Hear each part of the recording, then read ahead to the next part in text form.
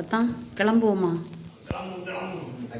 என்னங்க பானையோட தூக்குதீங்க? இங்கே ஒருத்தர் ஒரு சாமியை பார்த்துக்கோங்க, பானையோட தண்ணி தூக்கி குடிக்க. எங்க இது உங்களுக்கு ஓவரா இல்லை? செம்பா? இக்க செம்பு இல்லை, அது கப்புங்க. Cup cup. சரி கிளம்புவோமா? ஓ சரி கிளம்புவோமா? நம்ம எங்கே போகிறோம்? அப்படி முடிஞ்சா கன்னியாகுமரி இல்லை சுசீந்திரம். சரி எங்கேயோ போவோம் வாங்க. நீங்கள் சாவி அதில் தானே வச்சுருக்கீங்க? சாவி கையில் இருக்க. அப்போ பூட்டுங்க. எங்கே போகிற? Okay bye. அப்போ நான் போயிட்டு நான் போயிட்டு வரேன். நான் அங்கே பின்னாடி இருட்டாக தான் இருக்குது. நான் இப்போ சுசீந்திரம் கோயிலுக்கு போகிறேன். போயிட்டு அப்படியே கன்னியாகுமரி முடிஞ்சால் போவேன். ஆனால் நீ எங்கே போகிறேன்னு கோயிலுக்கு போச்சுன்னு சொல்லு. வா வா. ஒரு வாரமாக வெளியே எங்கேயுமே போகலை. சரி நேற்று வந்து ஆஞ்சநேயர் ஜெயந்தி இல்லையா, அப்போ சரி கோயிலுக்கு போகலாம் அப்படின்னு சொல்லி கூட்டிகிட்டு போயிருந்தாங்க. பயங்கர மூட் அவுட். அப்போது சரி கொஞ்சம் ரிலாக்ஸாக இருக்கும் அப்படின்னு சொல்லி கூட்டிகிட்டு போயிருந்தாங்க. சுசீந்திரம் தானுமாலையன் கோயில் போயிருந்தோம். பயங்கர கூட்டமாக இருந்துச்சு. ஒரு பக்கம் அன்னதானம், ஒரு பக்கம் பிரார்த்தனை, எல்லாம் சாமியெல்லாம் முடிச்சுட்டு அப்படியே வெளியே வந்தோம். நல்ல கூட்டமாக இருந்துச்சு. புஷ்பா அபிஷேகம் நடந்துச்சு. புஷ்பாஞ்சலி வந்து வேறு லெவலில் இருந்துச்சு பார்க்குறதுக்கு. எவ்வளோ பூன்னு பாருங்கள், நிறைய பூக்கள் அங்கே அப்படி கொட்டி வச்சுருந்தாங்க. பார்க்கவே அவ்வளோ அருமையாக இருந்துச்சு. நான் இதுவரையும் பார்த்தது கிடையாது. இதுக்கு முன்னாடி பார்த்துருக்கேன், ஆனால் இந்த பூக்கள் இவ்வளோ கொட்டி வச்சது பார்த்ததில்ல. ஃபஸ்ட் டைம் நான் பார்க்குறது இது. இதுக்கு முன்னாடி ஒரு 2007 ஏதோ போயிருக்கேன். அப்படியே சாமி கும்பிட்டுட்டு வெளியே வரும்போது லட்டு கொடுத்தாங்க. ஆளுக்கு ஒவ்வொரு லட்டு வாங்கிட்டு அப்படியே வெளியே வந்த நேரம் தான் சரி இவங்க கன்னியாகுமரி போகலாம், அங்கே வந்து ரொம்ப நாள் ஆச்சு கோவிலுக்கு போய். ரொம்ப நாளுக்கு அப்புறமா சுசீந்திரம் போய் கிட்டத்தட்ட ஒரு 2 மாதம் ஆச்சுன்னு நினைக்கிறேன். அதுக்கப்புறமா இன்றைக்கி தான் வந்தது. அப்படியே சாமி கும்பிட்டு முடித்தப்போ லட்டு கிடச்சி, லட்டுக்கு வாங்கிட்டு அப்படியே வெளியே வந்து அதுக்கப்புறமா சரி நேர கன்னியாகுமரி போகலாம் அப்படின்னு சொல்லி ஒரு ஐடியா இருந்துச்சு. என்னென்னா அங்கே வந்து இன்றைக்கி தான் ஓப்பனிங் 31, இன்றைக்கி டிசம்பர் 31, இன்றைக்கி தான் 2024, இன்றைக்கி தான் ஓப்பனிங்கு. கண்ணாடி பாலம் ஓப்பனிங் சொல்லி சொன்னாங்க இல்லையா.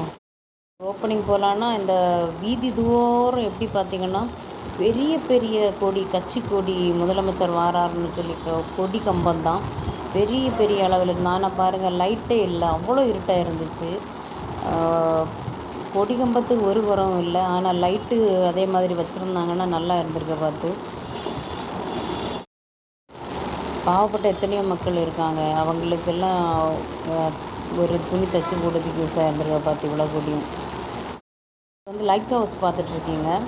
அதுக்கப்புறமா கன்னியாகுமரி நம்ம வந்தாச்சு. கன்னியாகுமரியிலேருந்து அந்த கண்ணாடி பாலம் பார்க்கலாம் அப்படின்னு நான் என்ன நினச்சேன்னா, இவங்க எனக்கு என்ன சொன்னாங்கன்னா விவேகானந்தர் கேந்திரத்தில் இருந்து திருவள்ளுவர் சிலை வரைக்கும் இருக்குது அப்படின்னு சொன்னாங்க. அப்படின்னா நான் என்ன ஃபீல் பண்ணேன், கேந்திரம் வெளியே இருக்குது, கடற்கரைக்கு வெளியே இருக்குது, அங்கேருந்தே வருதா இருக்கும் அப்படின்னு நினச்சி ரொம்ப ஃபீல் பண்ணிகிட்டு இருந்தோம். அவ்வளோ பெருசாக இருக்குது, அவ்வளோ பெருசாக இருக்கான்னு இவங்களும் ஆமாம் ஆமான்னு சொன்னாங்க. இவங்க அந்த விவேகானந்தர் மண்டபத்தை தான் கேந்திரம்னு சொல்லியிருக்காங்க. நானும் ரொம்ப பெருசாக இருக்கணும், அங்கே போய் பார்த்தா எங்கேன்னு சொல்லி தேடினா அங்கே சின்னதாக ஒரு லைட்டை காமிக்கிறாங்க, இதுதான் அப்படின்னு. முதலமைச்சர் வாராருன்னு சொல்லி இவ்வளோ நாளும் லைட்டு வெளிச்சமே இல்லாமல் அனாதையாக கிடந்த இடங்களெல்லாம் அவருடைய பேரை சொல்லி ரொம்ப அழகாக ஒளியூட்டப்பட்டிருந்துச்சு. ரொம்ப ரொம்ப அழகாக இருந்துச்சு. நேற்றுக்கு கன்னியாகுமரி பார்க்கும்போது இதுதான் வந்து முதலமைச்சர் தங்கக்கூடிய இடம், என்ன சொல்கிறதுக்கு விருந்தினர் மாளிகை. அது இப்போவுமே கட்சிக்கார மக்களெல்லாம் அப்படி ஒரு கூட்டம் கூடியிருந்தாங்க. இதில் தான் வந்து மீட்டிங் ஹால் போட்டிருந்தாங்க. மீட்டிங் ஹால் வெளியே தான் நின்று பார்த்தேனே தவிர உள்ளேலாம் போகிற அளவுலலாம் இன்ட்ரெஸ்ட் எல்லாம் கிடையாது. அரசியல் நாட்டம் இல்லை, அதனால் இதிலெல்லாம் இது கிடையாது. லைட்டாக வெளியே நின்று பார்த்துட்டு அப்படியே வந்தோம். நல்லா இருந்துச்சு. இவ்வளோ நாளும் அப்படியே ஒரு குப்பைக்குண்டு மாதிரி நான் பார்த்த கன்னியாகுமரி வந்து இன்றைக்கி வந்து ஒரு அழகான ஒரு இடமா எனக்கு தெரிஞ்சுது. அங்கங்கே டஸ்ட்டு தான் நிறைய இருக்கும். நம்ம பார்க்கக்கூடிய டீ குடிச்சிட்டு போட்டிருப்பாங்க, நிறைய வேஸ்ட்டெல்லாம் அங்கங்கே இருந்துச்சு.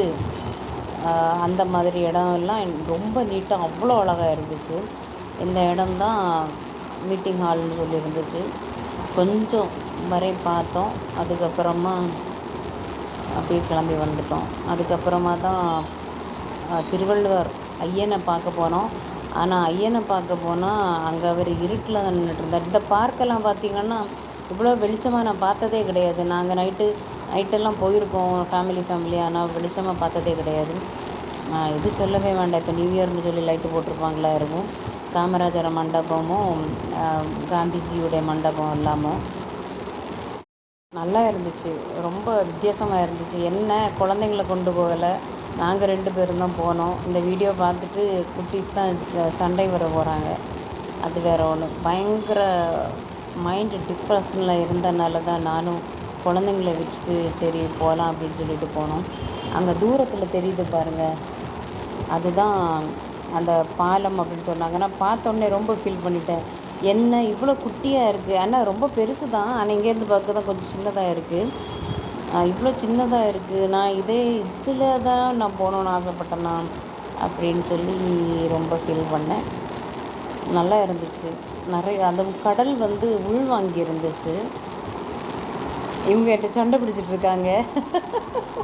என்னென்னா, ஆமாம் உனக்கு அங்கேருந்து இங்கே வரையும் உனக்கு பாலம் போட்டு தராங்களாம், ரொம்ப தான் எனக்கு ஆசை அப்படின்னு சொல்லி என்னை போட்டு ஏசிட்டே இருந்தாங்க. அந்த பாலம் நல்லா இருந்துச்சு. தூரத்தில் இருந்து பார்க்கவே அவ்வளோ அழகாக இருந்துச்சு. இன்றைக்கி ஓப்பனிங், நிறைய மக்கள் போயிருப்பாங்க. இன்றைக்கி முதலமைச்சர் வந்து ஓப்பன் பண்ணியிருப்பாரு. பார்த்தீங்களா கடல் கரை எப்படி இருக்குன்னு பார்த்தீங்களா? நான் வந்து லாஸ்ட்டாக போனது வந்து நவம்பர் 2ஆம் தேதி போனேன். நவம்பர் 2ஆம் தேதி போன நேரமும் இப்படி தான் இருந்துச்சு. இப்படி இல்லை, கடல் மேலே தான் இருந்துச்சு. ஆனால் இப்போ வந்து கடல் கொஞ்சம் தண்ணி உள்வாங்கி இருக்குது. அழகாக இருந்துச்சு, பார்க்க நல்லா இருந்துச்சு. குழந்தைங்கள்லாம் பார்த்தா ரொம்ப சந்தோஷப்படுவாங்க. நல்லா என்ஜாய் பண்ணுற மாதிரி தான் இருந்துச்சு. அப்படியே பார்த்துட்டு வீட்டிலேருந்து 7:30க்கு வீட்டிலேருந்து வெளியே கிளம்பிட்டு அப்படியே ஒரு 11:30க்கெல்லாம் வீட்டுக்கு வந்துட்டோம். அந்த லைட்டெலாம் மாறி மாறி பத்துற மாதிரி இருந்துச்சு இல்லையா? லைட்டெல்லாம் போட்டிருக்க சூப்பராக இருக்குது. சீரியல்லாம் நல்லா இருந்துச்சு. ஆனால் என்ன, பாலம் வந்த உடனே பக்கத்தில் இருந்த விவேகானந்தர் மண்டபத்தையும் திருவள்ளுவரையும் மறந்துட்டாங்க போல். பாருங்கள், 2 பேரும் வந்து இருட்டில் இருக்காங்க. நல்லா இருந்தது பார்த்தா நல்லா என்ஜாய் பண்ணபடி தான் இருக்குது. மக்கள் கூட்டத்துக்கு குறவில்லை, பரவாயில்ல. இந்த இதை பார்க்குறதுக்கே ஒரு நாளைக்கு முன்னாடியே மக்கள் எல்லாம் அங்கங்கேயே கொஞ்சம் கொஞ்சம் கூடி இருக்காங்க. நல்லா இருந்துச்சு. கடலும் அலையும் இங்கே பாருங்கள், அங்கங்கேயே நிற்கிறத பாருங்கள். எல்லாம் குட்டி குட்டி பிள்ளைங்கள்லாம் நிறைய இருந்தாங்க, பெரியவங்க இருக்காங்க, அரசியல்வாதிகள் எல்லாம் நிறைய நின்னாங்க. அப்படியே நான் நிற்கேன் பாருங்கள். அப்படியே பார்த்துட்டு அப்படியே ஒரு குழந்தைங்களுக்கு கொஞ்சம் நியூ இயர் வருது பார்த்திங்களா, அதனால் கொஞ்சம் குட்டீஸுக்கு கொஞ்சம் கிஃப்ட் ஐட்டம் வாங்கிட்டு, கிஃப்ட் ஐட்டம் என்ன, அவங்களுக்கு ஷார்ப்னரும் எரேசரும் பென்சிலும் ஸ்கெயிலும் போதும், அதான் கிஃப்ட்டு. அது டிஃப்ரெண்ட்டாக இருந்துச்சு. அதெல்லாம் அப்படியே வாங்கிட்டு அப்படியே கிளம்பிட்டோம். நேராக இனி வீடை பார்த்து கிளம்ப வேண்டியதான். மழை தூறல் வேறு, லைட்டாக ட்ராப்ஸ் விழ மாதிரி இருந்துச்சு. காற்று பயங்கர காற்றாகவும் இருந்துச்சு. வந்தாச்சுல போயிட்டு குட்டீஸுக்கும் கொஞ்சம் கிஃப்ட்டு, நியூ இயர் கிஃப்ட்டு கொஞ்சம் வாங்கிட்டு அப்படியே வந்தாச்சு. அப்படி எங்கே வந்தாச்சு வந்தாச்சா இன்னைக்கு போகவே இல்லையா? வீட்டில் வந்து நிற்கவும் போகவே. அப்போ இது எங்கே இருந்து வந்துச்சு? அது முதல்ல. அது முதல்ல. அப்போ இது இப்போவா? இருக்கட்டு. Okay done.